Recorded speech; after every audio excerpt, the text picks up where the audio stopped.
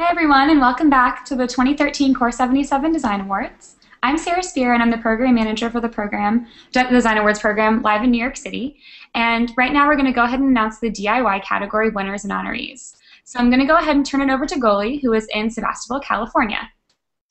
Hi, I'm Goli Mohammadi. I'm senior editor of Make Magazine here at Maker Media. I'm the jury captain for the DIY category of the Core 77 Design competition. My jury is not here with me today, but I'd like to go ahead and introduce them as well. We have Joe Szuecs, who is a found object artist and owner of Renga Arts, which is a wonderful art store that's in our neighborhood. We have Todd Barricklow, who is a multimedia artist focusing mainly on doing art bikes. He does some amazing creations, all handmade. And we have Geneva Bumb Shanti, who is a professional photographer who takes amazing images. We're all based in Sonoma County, California. We are about an hour north of San Francisco in the town of Sebastopol, which is where Make headquarters is. Just to give you a little bit of background, 3 out of 4 of our jury members are deeply entrenched in the DIY category as a whole. I have been an editor here at Make Magazine for 8 years now and just seen the whole slew of the DIY world. So it's really exciting for us to go through the applications and see who we could pick. So we went ahead and picked, it was really tough. There were a lot of entrants and they were all really interesting and amazing. We had a really wonderful process of laying out all of our entries and going through them one by one and all chiming in. We used Post-it notes, it was great, and this is what we came up with. We ended up with choosing 6 notables, and then we have our 2 runners-up and our winner. And it was tough. It was tough because there was a lot of really amazing creativity going on. We were very impressed. So our first notable is the Free Universal Construction Kit, and that is by Galen Levin and Sean Sims in Pacific Palisades, California. Essentially, what this does is this enables you to go ahead and make all of your playing bricks, like your Legos and your Connects, and all these different types of things that you use to build work together. So you can actually make components that let them play together. Really interesting idea. We really loved it. You can kind of see, like, it'll be like one Lego end and a Connect end, and we loved the fact that it lets all the toys play together. It enables you to just really expand your creativity, and we thought it was awesome. We would have to say that we were looking for maybe like an addition to this project because we had seen it before from last year, and we love it. We think it's amazing. It hadn't really gotten much of an update, and so that we still wanted to give it a notable rating. So there it is as a notable. Our second notable is the Happening Light, and that is by Hong Sek Kim and Doyeon Kim from Kookmin University Industrial Design in Seoul, Korea. This was a really innovative, beautiful project where it allows the user, it's a light, and it allows the user to add to the creativity of the light. Essentially, you add to what this light is going to look like by smashing it. And we were really taken by that idea of creative destruction. We thought that that was really innovative, and the way that you smash the bottle affects how the light patterns cast. And we haven't seen anything like that before, so we definitely gave it a notable. We thought that was a really interesting idea. Next up in notables, we have the Waste Less Chair by Architecture Uncomfortable Workshop in Budapest, Hungary. This was a beautiful chair that was essentially made from, when they use main sections of wood, you take a tree and you're using the main sections of wood that you can do clean cuts with. This was basically, they used the rest of the wood that would normally get discarded to make this incredibly innovative chair. It folds up. You can have it with the leg rest. You can use it without the leg rest. We thought it was a really beautiful design, and Yeah, and we really thought it was different. We really love that they're maximizing the use of materials that would have been discarded otherwise, and the end result is not shabby. It's a beautiful thing that you would like to have in your house. Next up, we have Insectorama by Stefan Depaus, and I hope I'm saying that name right. It's Depaus at Borgerhout, from Borgerhout, Belgium. Insectorama is a set of drawing templates. Let me see if I can pull up a picture of it. And you can use it to draw imaginary creatures. So say, for example, you use the antennas for one creature onto a body of another creature, and the end result is this amazing creativity and maybe like expanding your horizons of what you think are, you know, creatures that are possible. We really liked that it allows kids to have more fun with creative play, honestly, kids and adults, because we were thinking, wow, if we had these here, we would be drawing strange little insects ourselves. It would be great.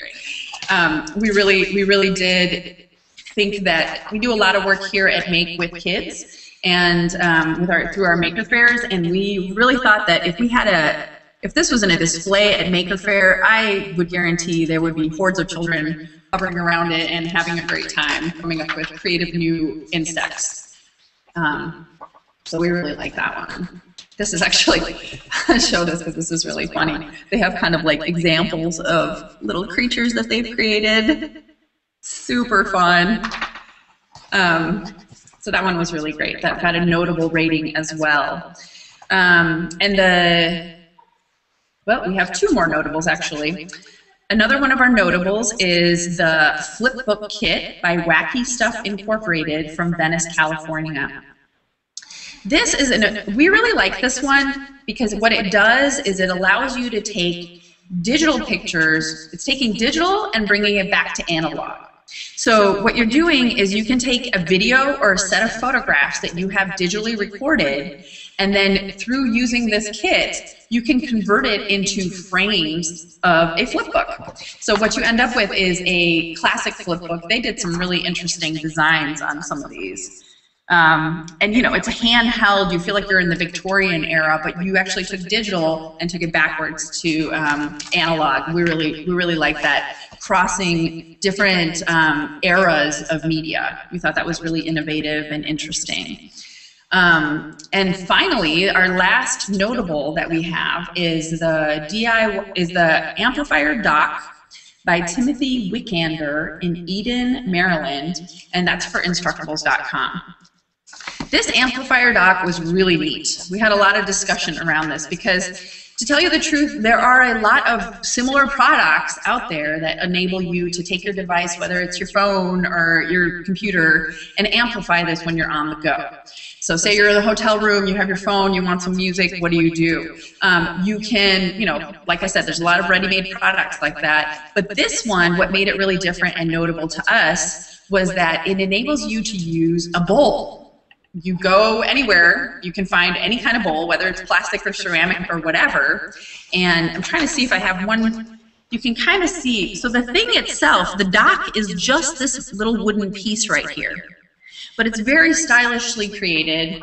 You go ahead and pop your little bowl in there, whatever bowl you have on hand, and you get an amplifier. We listened to their little video that they had online. It was great. It sounded really good, especially for being able to just use something that you have on hand, which is really important in this day and age.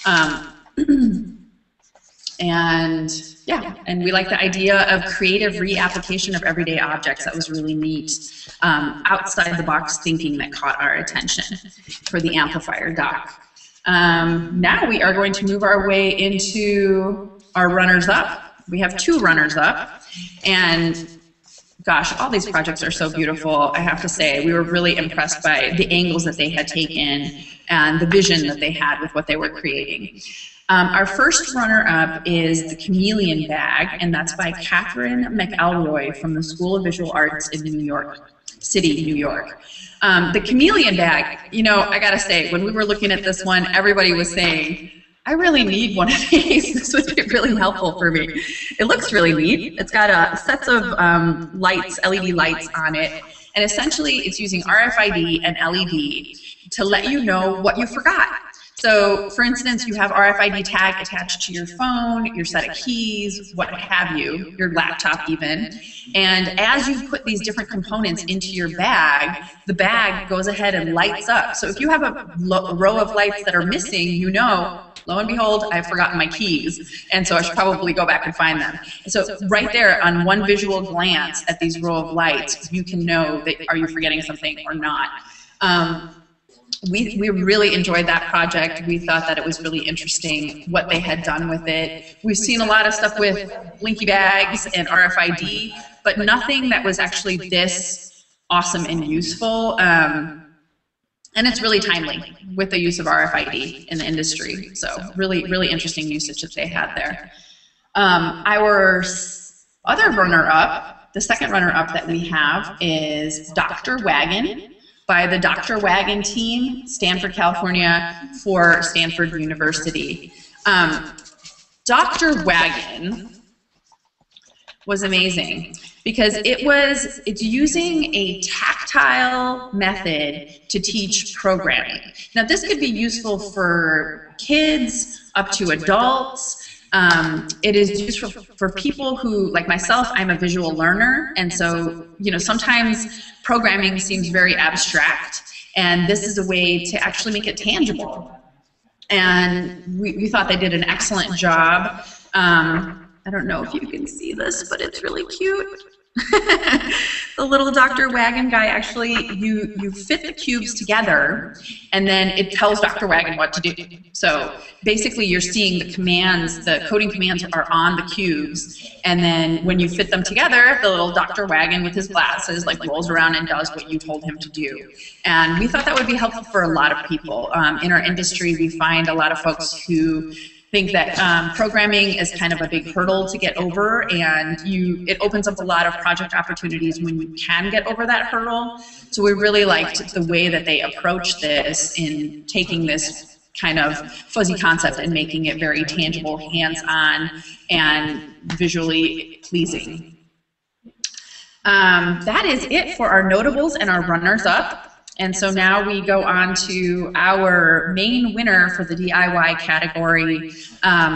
We were so excited when we saw this project. It was one that, regardless of what avenue our different jurors were coming from, we all just loved this design. We thought it was really innovative. It was really different. It was something that none of us had seen before.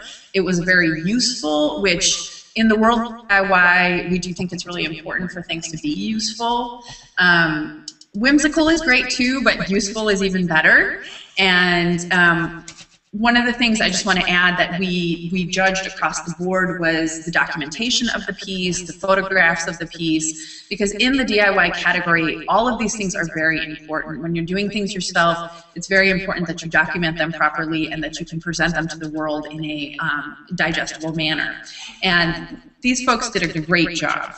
So the winner of the DIY category is the QMV Microbar by Joe Warren in Nakota, Washington, and it's for Boulder Designs Incorporated.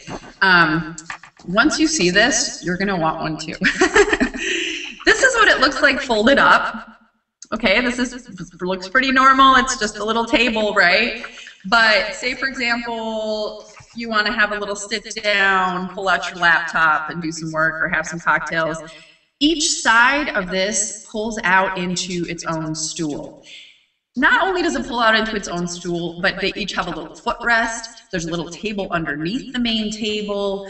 The way that they maximized this space was beautiful. When we watched the video, the fluid motion, it wasn't like you're struggling with this thing trying to pull it apart or whatnot. It was very fluid. We loved that it was so versatile. It would work with one stool out. If you were just sitting there by yourself, you have a friend rolls up, you can pull out another stool, you can pull out two more, you could have 4 people sitting around a table. We could think of a million different uses for this. Like I said, all of us were, here it is with all 4 seats showing. We thought it was truly a gorgeous design, and we were anxious to see it get on the market so that we can all jump on board and get one. We thought it was really great. And great choice of materials as well. The compact design is totally appropriate for a modern world. The one more thing I can say about the design is that, you know, it crosses a bunch of different types of style. Like this could be in a very minimalist environment. It could be in a cabin in the woods. It could be in a bunch of different places.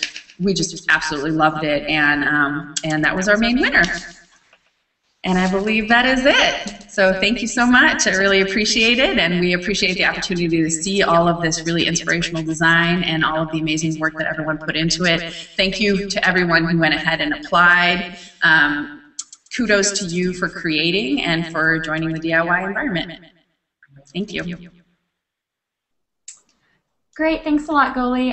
Yeah, congratulations to everyone who received a mention for the DIY category. It's a really cool group of honorees we have. Again, be sure to check out more photos and videos and stories for these projects on our gallery website. They'll soon be available on C77designawards.com. And thanks again to everyone who tuned in for our live announcement. Our next announcement is going to be tomorrow at 10 a.m. Eastern Time, and it's going to be for the packaging design category. We'll also have transportation and interiors and exhibitions shortly after that. So we'll see you then. Thanks a lot.